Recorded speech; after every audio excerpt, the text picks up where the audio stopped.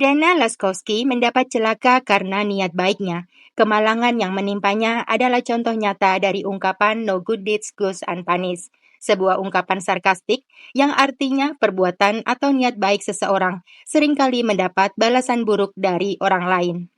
Kasus hari ini adalah permintaan dari user DM4CG2JE3T, Ibu Ayu Arinta dan Triple CS Mam 0808. Mari kita simak kasusnya berikut ini.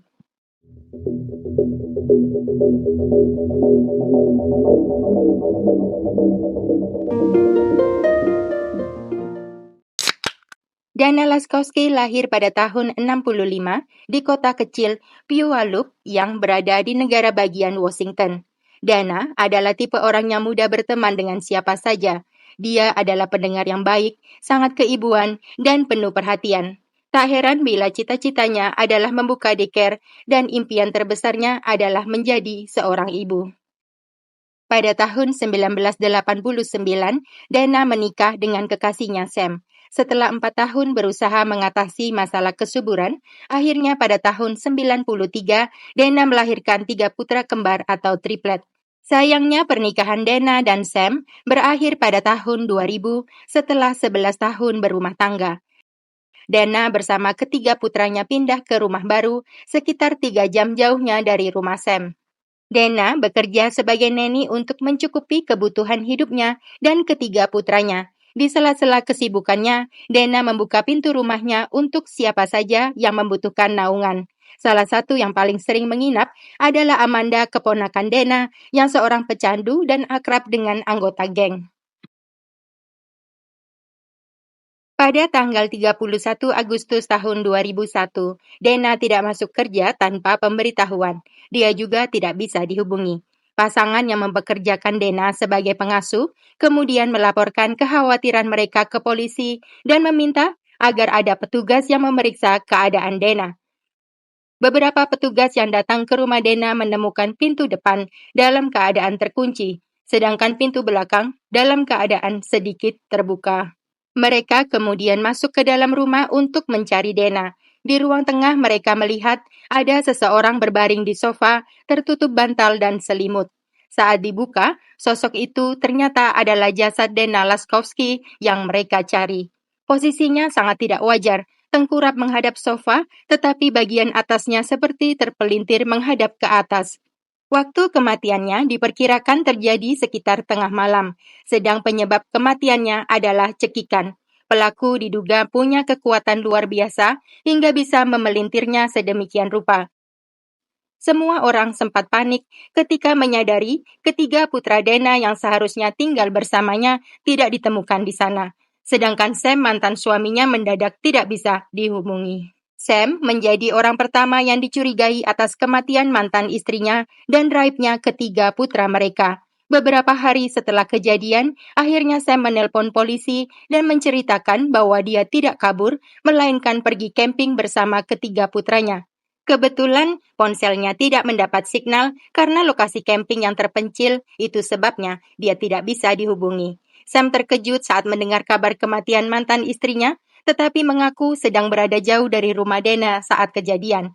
Alibinya itu terbukti benar. Orang kedua yang dicurigai adalah Patrick, seorang teknisi yang pernah memasang kabel di rumah Dana. Berdasarkan informasi dari bos Dana, Patrick terobsesi dan sering menguntit Dana. Patrick terkejut saat tahu Dana tiada. Dia mengaku pada malam kejadian sedang nongkrong dengan teman-temannya di sebuah bar. Selain itu, Patrick dengan senang hati menyerahkan sampel DNA dan sidik jarinya untuk dianalisa tim forensik. Hasilnya, alibi Patrick terbukti dan semua sampel yang diberikan tidak identik dengan sampel pelaku. Patrick pun bebas dari kecurigaan polisi. Penyidik kemudian mendapat informasi bahwa selama ini Dana menjalin hubungan jarak jauh dengan seorang pria Kanada bernama Michael. Ketika mendengar kabar kematian Dana, Michael sangat berduka. Meski selama ini hubungan mereka sering putus sambung, tetapi Michael mengaku sangat mencintai Dana.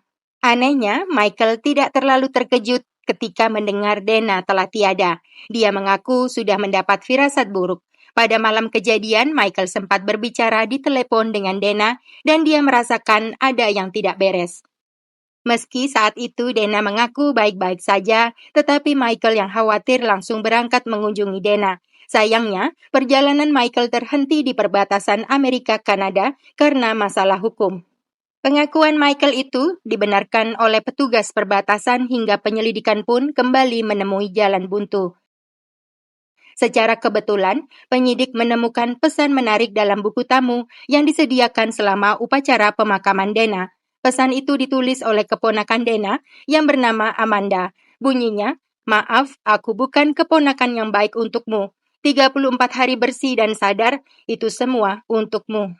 Pesan yang menyiratkan penyesalan itu membuat penyidik curiga Amanda menyembunyikan sesuatu.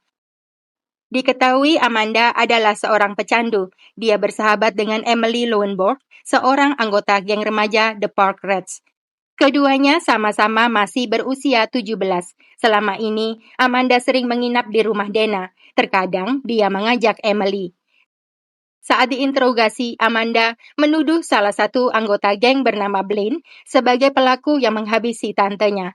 Tetapi tuduhan itu dilontarkan Amanda untuk menyesatkan penyelidikan. Hingga ada seorang mantan teman satu sel Blaine memberikan informasi kepada polisi bahwa pelaku sebenarnya bukanlah Blaine, melainkan Emily yang tak lain adalah sahabat Amanda. Emily Lowenborg dijuluki The Mutant oleh teman segengnya karena gadis itu sangat kuat. Jurus andalannya adalah memelintir lawan. Kurang lebih seperti kondisi jasad Dana saat ditemukan. Ketika rumah Emily digeledah, polisi menemukan blus warna coklat milik Dana yang dengan sengaja dikenakannya saat menghadiri pemakaman Dana. Ditemukan juga buku harian di mana Emily menuliskan 10 hal yang ingin dilakukannya sebelum meninggal dunia. Pada nomor 9 tertulis membunuh seseorang dan lolos dari hukuman. Amanda dan Emily segera ditahan meski tidak mau mengaku. Emily dan Amanda akhirnya dituntut dengan tuduhan pembunuhan tingkat 1. Proses hukum dalam kasus ini berjalan sangat mengecewakan akibat penuntut yang mudah menyerah dan terlalu cepat menawarkan kesepakatan. Pertama-tama, Amanda ditawari kesepakatan akan dibebaskan dari tuntutan dan tidak akan dihukum bila dia bersedia memberikan pengakuan melawan sahabatnya. Amanda menerima kesepakatan itu. Berdasarkan pengakuannya, peristiwa terjadi pada tengah malam tanggal 31 Agustus, ketika Amanda dan Emily datang ke rumah Dana dalam keadaan mabuk berat bermaksud untuk minta uang. Awalnya, Dana menyambut mereka dengan hangat, membuka pintu dan mempersilahkan mereka masuk. Tetapi Dana menolak permintaan mereka karena tahu nantinya akan digunakan untuk membeli narkoboy. Seketika itu juga, Emily mulai memaki-maki Dana dengan kata-kata kasar hingga Dana tersinggung dan mengusir keduanya. Sayang, saat itu emosi Emily sudah tidak terkendali. Dia langsung memiting dan memelintir Dana hingga tiada. Selama kejadian, Amanda mengaku hanya bisa diam karena ketakutan. Mereka kemudian mengambil sejumlah uang milik Dana, kemudian kabur setelah membaringkan jasadnya di atas sofa dan menyelimutinya. Anehnya, setelah mendapat pengakuan dari Amanda, pihak penuntut masih menawarkan kesepakatan kepada Emily Lowenborg. Bila Emily mengaku bersalah, maka tuntutan dan hukumannya akan diringankan. Tentu saja Emily setuju. Dia segera mengaku bersalah atas dakwaan pembunuhan tak disengaja dan dijatuhi hukuman hanya 6,5 tahun penjara. Emily dibebaskan setelah menjalani 5,5 tahun masa hukumannya. Keluarga Dana Laskowski merasa sangat kecewa pada jalannya proses pengadilan karena sudah menjatuhkan hukuman yang tidak setimpal dengan kejahatan yang dilakukan oleh kedua pelaku. Amanda bebas murni dan Emily hanya dihukum 6,5 tahun. Sedangkan ketiga putra Dana harus kehilangan sosok ibu untuk selamanya. Diketahui saat ini Emily mengganti nama belakangnya dan hidup tenang bersama suami dan anak-anaknya. Sebuah keadilan yang sangat tidak adil. Kebaikan Dana Laskowski menampung keponakannya yang seorang pecandu dan sahabatnya yang seorang anggota geng akhirnya dibalas dengan kematiannya. Sepertinya ungkapan no good deeds goes unpunished memang benar-benar terbukti dalam kasus kali ini.